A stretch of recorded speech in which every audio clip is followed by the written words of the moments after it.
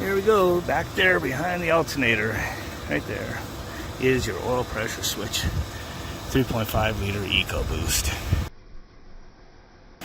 What is up? Today I'm replacing the oil pressure switch on my Ford EcoBoost. That sensor has been messed up for a while, and sometimes in the mornings when I come to a stop it'll give me a low oil pressure warning. Kind of weird because once it warms up it never does it. You have low oil pressure, usually your oil's a little better when it's cold and then has lower when it warms up, but I guess these switches are known to take a shite. So here's the new one right here, and I forgot to take any video before I started taking it apart, but the hard thing is it's behind the alternator down below, and you have to take the turbocharger pipes off.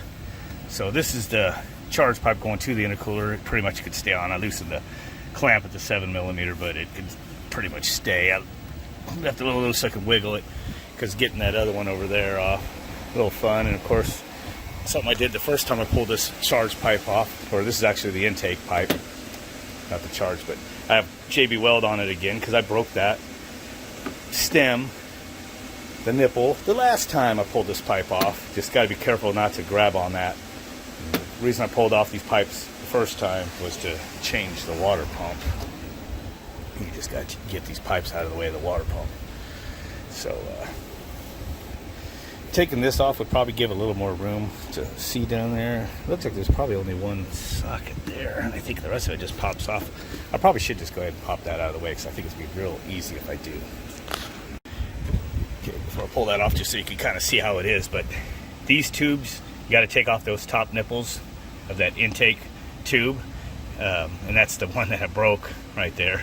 And then this one on the bottom, you have to twist and turn,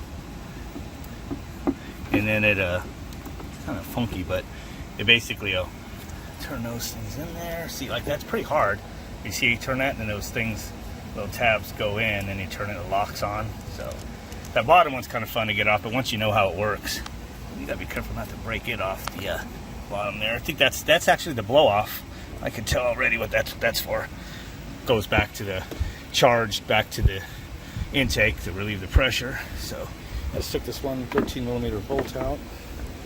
Took this thing out. Oh yeah, you can see everything now. So let's turn some light on here. There it is right there.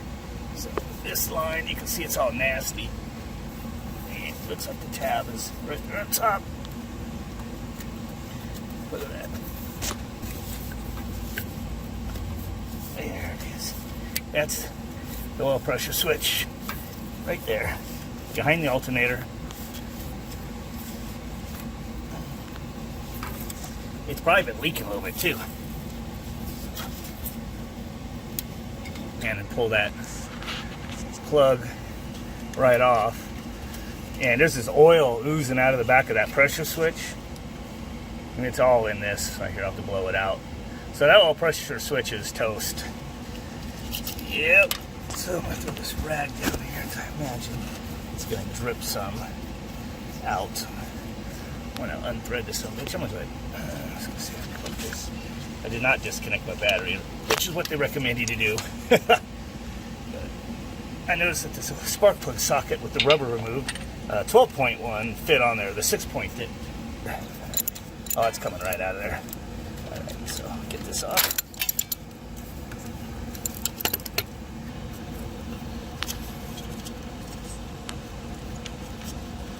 A lot of my car videos have been more of a, hey, what's up, you know, show and tell.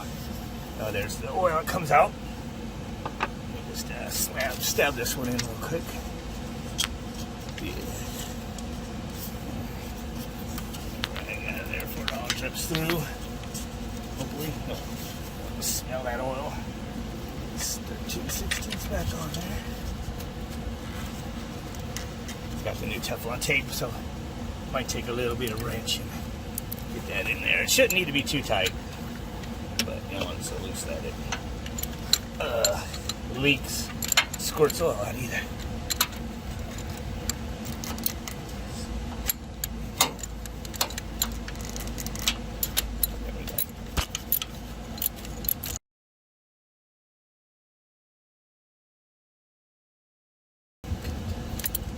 probably getting in there. Trying to go like spark plug tight.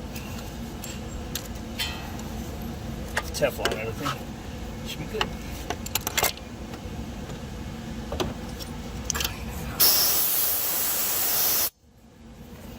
Same thing to this. That's nasty.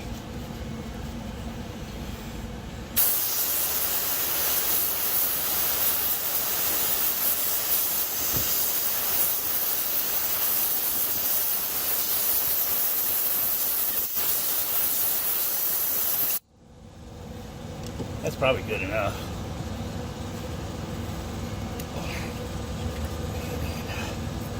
Plug that in. There should be. Just put a little bit of oil down here. It's all below the exhaust, so it shouldn't smoke.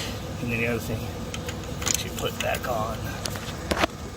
Pull the alternator, control wires off, so that shouldn't have any power on it unless the key was on. So there we go. There we go. Back there behind the alternator, right there, is your oil pressure switch. 3.5 liter EcoBoost. So I might have to wait a few minutes before I put this tube in. This is JB Quick, but that's solidified on the outside. I'll probably go ahead and put it in carefully. So that basically the one, like I said, this here has to go in that for the blow off.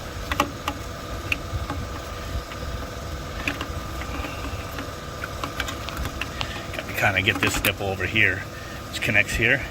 Got to get underneath the charge pipe, and then you're okay. And then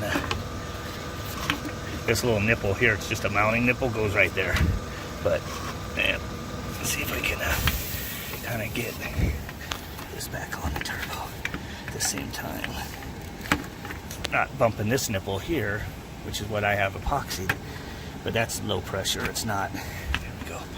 On the turbo in the snapper, I push this thing. Remember I said just twisted in there. I just got that to snap back on. And again, that's off the blow-off valve assembly down there. That's actually on your intercooler below. It's electronic blow-off valve. That's snapped in. Looks like this goes right here. That just snaps on. This tube here is from your air breather, from the splitter to the air breather to the turbos. That's all low pressure, atmospheric pressure. So you're not going to lose, pressure there. It's this one, charge pipe, that everything has to be tight on. So I'm going to go tighten those two 7mm clamps real quick. So I just noticed that the weather-tight seal had fallen out of that plug down there, and I was like, dang, I already got this hose on here.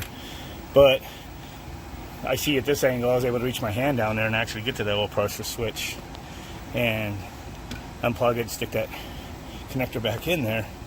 So I could have gotten that switch right here. I didn't need to pull these tubes like they say in the instructions. That's what you have to do, is take the turbo tubes off. So I still got to tighten one. Dropped my 7mm socket down in there, and I don't know where it went. Freaking sucks. Down with the tire off, which I had off. You can also get your impactor in here if you're careful. All right, there we go. It's in there. So right there's the 7mm. This one's just, oops, helps me put it on tighten. And I'm gonna need two hands because I turned it backwards. Okay, now I got the drill going the right way.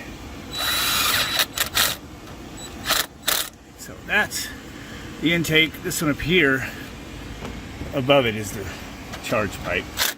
I already tightened it though from up there. Had a good angle from up there. But if you need to get to linkages on your turbo or whatever, you can get to the turbo right here. I mean, everything's right here. So, yeah. So you want to make sure this hose is on tight, because if it's not, it's gonna pop off when you're in your boost. That sucks, because that means no power. You do not want a 3.5 liter naturally aspirated. Yeah. Okay, so this one here goes right here. Oops. Like this. Just locks in. I'm going to wait last to put that one on. I'll go ahead and put everything else back. Hope I don't break this nipple. It seems like it's on there pretty good actually, but I JB welded the shit out of that. JB weld all over this. Again, atmospheric pressure. Air filter connects right there. I'll show you again when I get this tube back on. So these air filter boxes just have those two little nipple things, mounting nipples, go right there, whatever you guys want to call them. Just line them up in the hole. I don't want to drop my sockets down in there. This just sits right here. It's got a couple little plastic attachments that push this down. That's in there. It's got a 13mm head bolt right here. That's it. That's all that needed. Everything else is going to be 7mm again. Everything else. There's these little plastic dealies. You're just going to drop them in here.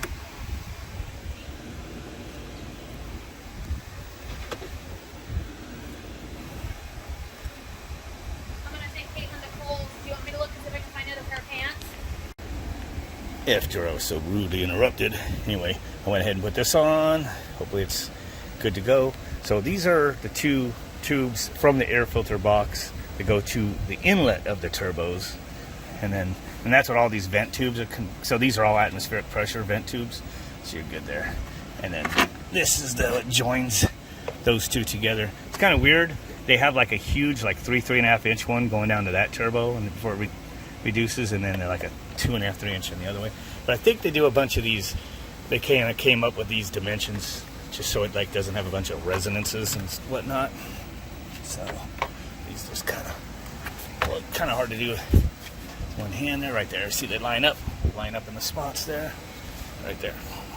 One back's on. This one's on. It looks like. And all this is 7mm. So basically, I'm showing you how to take it. There it goes. How to take it apart when I'm putting it back together. Yeah. So there we go. Oh, and the other thing, before I forget, see this thing? Just to give more room, I took the oil fill cap off and put it back on. This thing just snaps on top of the engine, right there. And then you got this oil fill cap. So I popped this up so I had more room to reach and get that tube connector off, and then this thing just snaps on the top of the engine for looks to hide the engine that's underneath. So let's make sure everything's good and tightened, and it is. And then the other thing, the last thing of course, is just the air filter, which that tube goes on right there. And this one goes on like this. There we go. Snappies. Get it all right. Get this on. Come on, little accordion hose. There it goes. It's on there.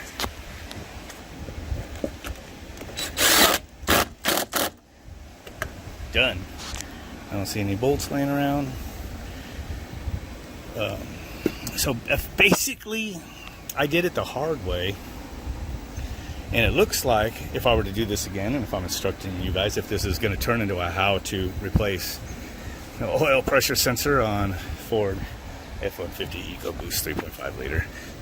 2.7 is probably the same. All I would take off is just pop off these two little clips for this intake. 110mm off. Take this one connector off here. Pop this air box off. And then loosen. Don't even have to loosen those unless you want to get this out of your way. But as I showed you, when that air box was off, I had free access with one hand down there onto that oil pressure switch. So I could have done it probably in 15-20 minutes if I would have known better. Oh, and the other thing is, I had all this off. I was looking in here to see if I could do it from under here, but it's right this. I guess if this wasn't here, I'd be able to see it, but I couldn't. So I need to put these snaps back in. And this is a little shortcut to get to the turbo, like I said. But now that I see you could actually change the oil pressure switch without pulling the charge pipe and intake pipe off the turbo or whatever. Just, you can see now that you can actually get to the oil pressure switch without pulling the pipe off the turbo. Now you don't need to do all this down here. Don't need to pull the tire. All you have to do is pull this intake box off, and you can see down in there. So, well, shit. So there you have it. I should be good, and I think I already showed you. This is just absolutely, put the light on, just glistening full of oil in there. Oil came out when I pulled the plug off, and there was oil all over this thing, so this oil pressure switch was bad.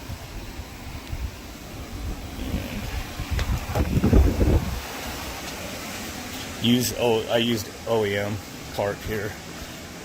It's gonna be in over here. I just threw it in here, but I've been doing a bunch of stuff, and I used it to mix my JV weld, but there's the part number right there.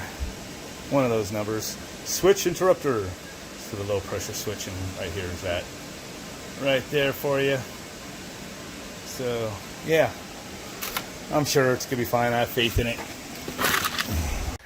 Tried to leave to go to the store. Had to check engine light. I'm like, all right, well, I'll leave unplugged. It took me just a second to realize I left the intake air temperature unplugged. I moved this out of the way and didn't see it. It was out of view. So hopefully the light goes off on its own.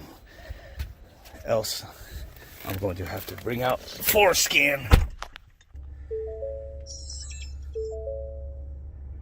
Everything go off. Okay. So I drove this. Check engine light didn't go out, which if it is just from me leaving the incoming air temperature sensor unplugged briefly and I plugged it in, it probably takes so many cycles for that to clear, but let's see here. Plug it in my foreskin. Should be open. There we go. Alright. Turn the key on. Okay. Sometimes the switch is in the wrong spot on the deal. No ELM found. My ass. Let's do it again. Might not have had the power on yet. Connect. There it goes. Yes, it's this save profile.